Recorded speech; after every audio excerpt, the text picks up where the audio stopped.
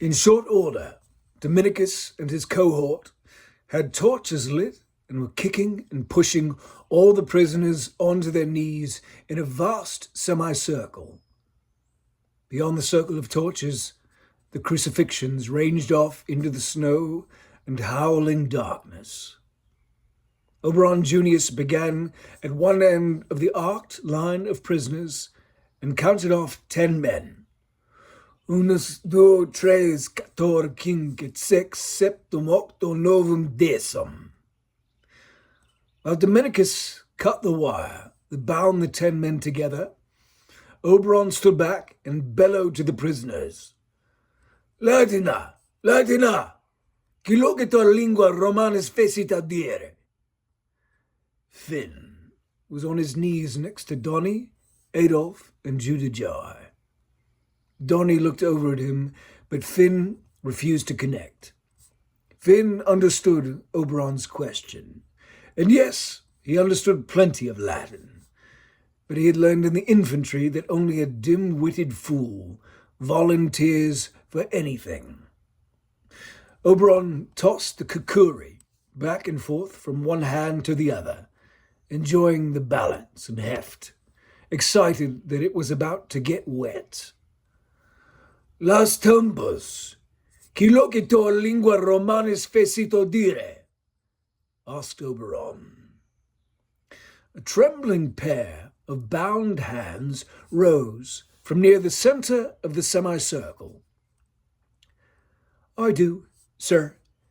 I speak Latin, et Latin locumir. Oberon nodded, and Dominicus walked to the man. He clipped the wire that held him and pulled a rail-thin Irish priest to his feet.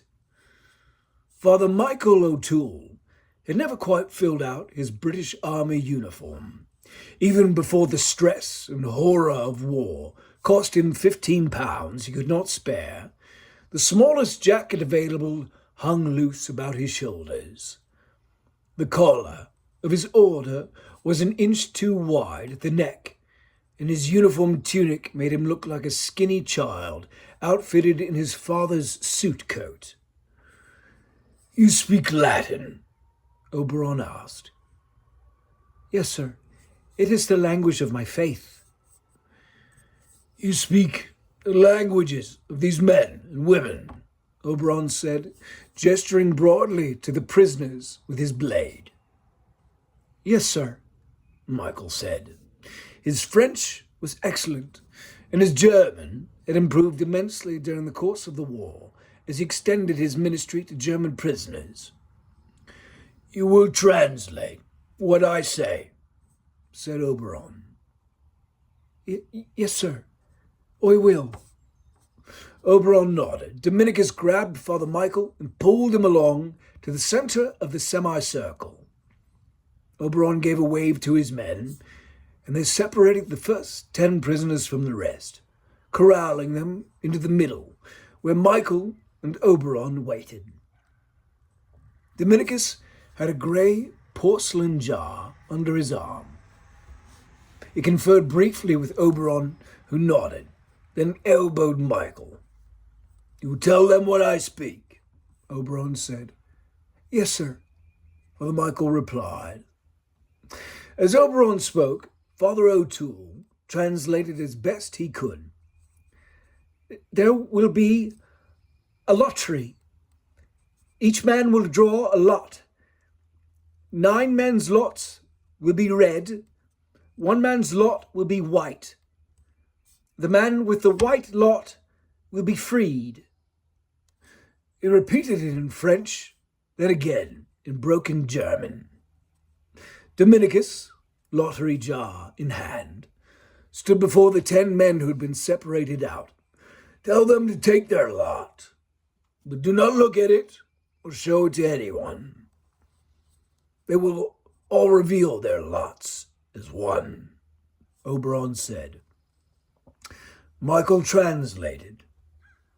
In succession, each of the 10 men's shaking hands, still numb from the tight binding, reached blindly into the depths of the jar and took a scrap of fabric, holding their fate hidden in clenched fists, while Dominicus walked in front of them. When the jar was empty, Dominicus stood back. Oberon grinned. Gambling had always brought him a thrill. Throwing dice and tossing bones with his legions over casks of wine had been one of the greatest illicit pleasures of his life, and although he was not a player in this particular lottery, it brought him a jolt of joyful anticipation all the same. Oberon raised his hand. "Tell them to reveal their lots when I lower my fist." Michael passed it on in 3 languages. Oberon took one more moment, hand hanging in the air, building anticipation. Then he dropped his fist. The 10 men opened their hands and looked at the future before them, spelled out in their palms with crumpled fabric remnants lit by the legion's torches. A dashing German Air Corps commander, Hermann Goering, held the sole white scrap of cloth. His hand shook, and his throat was raw from tonsillitis that had sent him to the comfort of a field hospital. He had been recuperating there when Good Friday came, so when he claimed his unexpected victory, it was in a weak, rasping, raw voice. Ich habe das Weißtuch." He held the white fabric high. Before the war, Hermann had been in the infantry. He was strikingly handsome and strong, the cream of the German pre-war machine. Hermann had shown the initiative to start up a bicyclist corps in the Alsace-Lorraine, taking his men on long rides through the rolling countryside in short pants and combat boots. He used those rides to build their morale, discipline, physique, and endurance. When the war came, he pressed his joyful, obedient, handsome, strapping young men to the front, where they sacrificed their physically fit selves gladly for their courageous leader, earning him an Iron Cross second class with their actions. In the aftermath of his first combat, when his entire peloton was killed in action, Hermann found himself secretly despondent and more than a bit broken by the violence of the experience, despite the dapper Iron Cross the Crown Prince pinned on him. He went to the field hospital and diagnosed himself with rheumatoid arthritis. Seeing as how he outranked the chief medical officer, his affliction kept him off the battlefield for the time being. He silently prayed the war might end before someone decided he was not truly sick anywhere but in his head, and kicked his ass end back to the front. One lovely afternoon, during his long recuperation, a dear friend from home paid a visit and told of the joys to be found in the blossoming German Air Corps. On canvas wings, with machine guns at your fingertips, that was the way to fight a war. Not tooth and nail in the mud. Hermann did not need much convincing. The doctors had begun making noises about his impending release back to the infantry. He applied for an immediate transfer to the Air Corps. It was swiftly rejected. There was a long waiting list for the nascent Air Force, and Hermann was at the tail end of it. Many miserable German gentleman warriors had watched the Fokkers and Albatross biplanes humming overhead, buzzing free through the breeze like Valkyries. The planes struck envy in the hearts of men stuck fighting the French and British to a standstill in the trenches, knee-deep in mud and guts. Those with connections fought to the front of the line and escaped into the sky. No space remained for sad sack Hermann Goering. But Hermann refused to stay deterred by rejection. The maxim, "who dares wins," stuck in his mind. So, daring Herman wrote out and signed his own transfer papers into the Air Corps and sauntered away from infantry life for good. And there, above the fray in the great blue yonder, he found the joy of war returning as he swooped down and loosed hell on men still mired in the trenches. Unfortunately, all that joy abruptly vanished when he found his airship machine-gunned out of the sky by a pair of French Sopwith biplanes. Herman limped away from the crash landing and was given an Iron Cross First Class for his efforts. But Herman was done with flying. As soon as he recovered from his wounds and was sent back to his unit, he curiously developed a damnable case of tonsillitis and had his chief medical officer ground him and send him to an aid facility far behind the front lines. He had been enjoying recovery at a converted estate outside San Quentin while trying to figure a way to make his grounding permanent without seeming a coward, when Good Friday washed through the hospital and found him taken prisoner by dead men. Just hours before, he had accepted the fate of crucifixion that lay before him. But now, sitting in his palm was glorious freedom. He held the white fabric aloft and rasped out again, triumphant, "Ich habe es! Ich habe das Weißtuch!" The rest of the men in his 10th stared at the red cloth fates in their hands, the taste of hope turning to sharp bile. Dominicus pulled Herr Goering out of the line and brought him to Oberon. Oberon took the white fabric from Goering's hand and dropped it back into Dominicus's jar. Dominicus walked the line of the other 9 and accepted their damning red scraps of cloth back. Oberon turned to Father Michael. "Tell him to kneel." "Bittet dich zu knien," Michael said. Herman nodded and knelt in the snow. Oberon stepped forward and thrust with the kukuri, driving it into Herman's belly, twisting, then ripping it back out. Herman shrieked and fell on his side, holding his guts in, his moan of pain barely audible through his tonsillitis-ravaged throat. Father Michael was very concerned that his translation had been faulty. He stepped back involuntarily, but Oberon grabbed him by one frail arm and held him close. 9 of Oberon's men stepped toward the other lottery contestants. They put bayonets into their hands and stood back. Oberon's grip on Michael tightened. He nodded toward the 9. "Tell them that they must use their knives to free this man."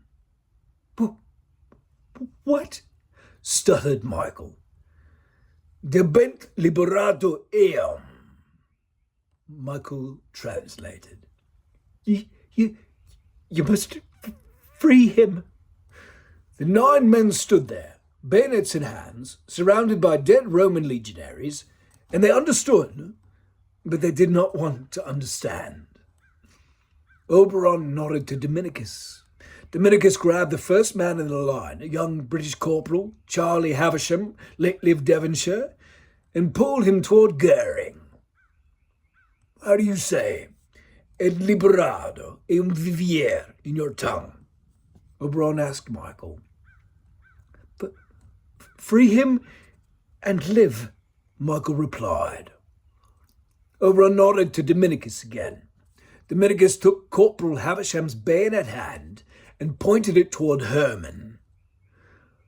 "Free him and live," said Oberon in broken English. Corporal Havisham understood.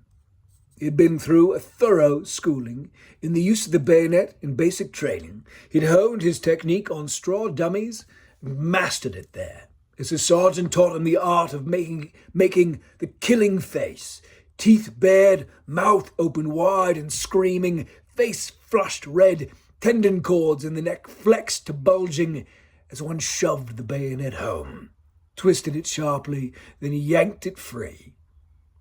He had murdered hundreds of straw dummies before he came to France and applied his technique on a random German fellow he met in the no-man's land scrum. Practice makes perfect. The boy had died in agony, his wail precisely an octave higher than Corporal Havisham's battle cry, creating a harmony that haunted Havisham's dreams. Before tonight, he had done it to a half a dozen more German gents. Stab, twist, yank.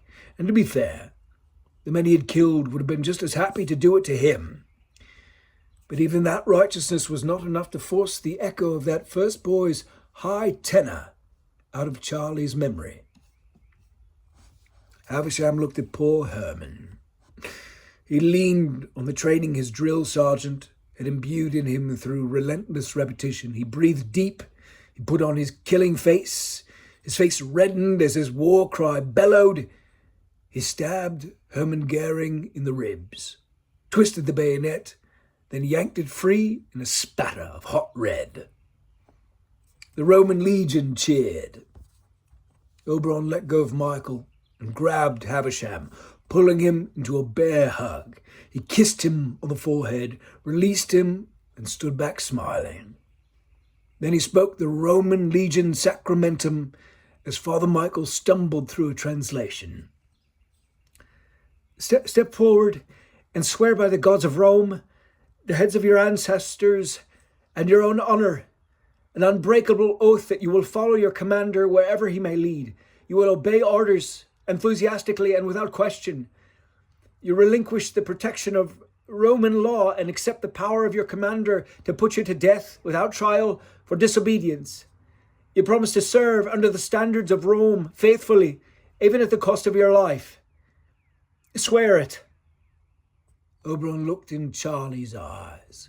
Charlie glanced at Oberon's kukuri, still dark with Herman's innards. I swear, Charlie said. Oberon nodded and continued in Latin, then looked to Father Michael. Father Michael spat out the translation. You are now a soldier of Rome. At this, the surrounding legion of dead men erupted again in cheers. Oberon good-naturedly pushed Corporal Havisham, newly minted Roman auxiliary soldier, toward his men, and turned to the other 8, holding bayonets in their hands. Clear understanding of the choice that lay before them began to dawn. Oberon pointed his kukuri at Herman, whose throat was bleating like some mortally wounded farm animal. Libera eum, Oberon said. There was no need for translation. The 8 men surged forward and shoved their bayonets into Hermann Goering. When they stood back, Herman was a sack of guts in a wash of red snow, and they were living men, reborn and welcomed into a new Roman army. Goering's body was left empty where it fell. Dominicus counted off the next 10 men, cut them free, pulled them forward, and the lottery began again.